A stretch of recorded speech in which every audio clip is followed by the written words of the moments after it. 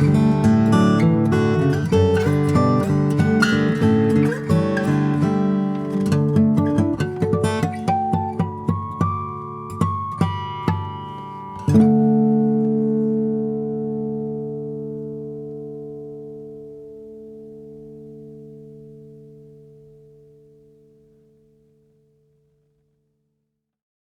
guys, Matt Thomas here at Cedar Rock Studio Guitar Gallery in Indiana. And today I've got yet another very special Jason Kostal guitar on my lap. Now this is actually a 2023 MDW. But it looks small for a modified dreadnought, right? So him and Michael Watts worked together and they came up with this idea of a modified dreadnought that was smaller, but not everywhere. So you can see the top hips and waist are still pushed out like a full-size modified dreadnought, but this is only 15 inches across. So it's actually a very manageable feeling instrument. Now it's got a very lovely German spruce top with a ton of silking throughout it. And as you spin it around, you have what some call exhibition grade Brazilian, but he calls it presentation grade Brazilian, which I'm not sure what the difference between exhibition grade and presentation grade are, but it's very presentable. I'll tell you that. It's got a lot of interesting figure throughout it and this gorgeous sapwood right down the center of it. Now, he also went ahead and did a multi-segmented backstrip here with some green dyed burl that just looks amazing. There's so many subtleties about it. The purfling lines are just very geometric and they're not even all the way through. They all have their own theme to it. But also there's these ebony circles and an ebony triangle here. It's very interesting to look at. I think I could get lost just sitting with the instrument like this for a long time. All around, it's just gorgeous. Now, it is bound all the way around with ebony. And as you get to the face here, it does have a Brazilian bridge and Brazilian rosewood pins. And of course, his signature stained glass rosette.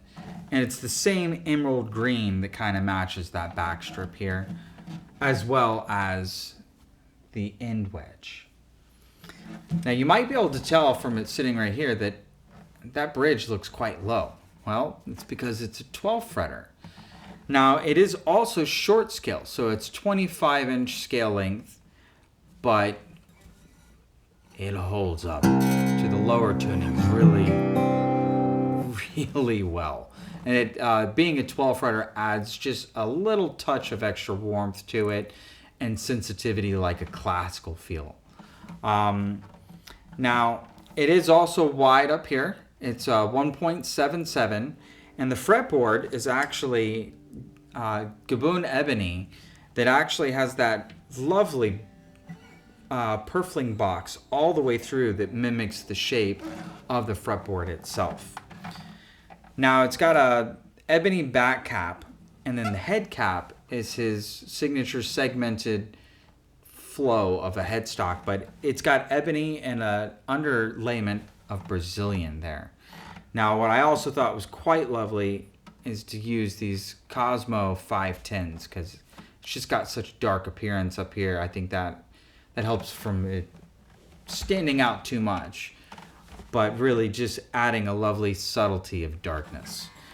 Now, another thing that I really love about Jason's guitars are the volute is up higher than where the nut area is, but it's quite an exaggerated volute here.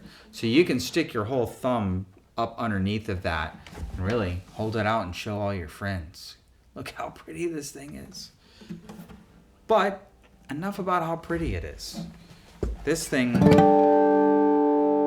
is very versatile sonically. It can be very bright if you choke down here, down at the bridge, or as you move up, it gets more of this kind of awe and cathedral-like texture to the sound. So it's very warm and inviting there, and then very bright and punchy that way, so that you can kind of control where the melody is placed among these lovely muted, well, not muted, but warmer sounding bottom end. So you can kind of roll from here and then move your hand closer to the bridge to get that bite and texture out of the melody. Now, if you have any other further questions about this lovely little modified dreadnought, message Alan at cedarrockstudio.com, and thanks for listening.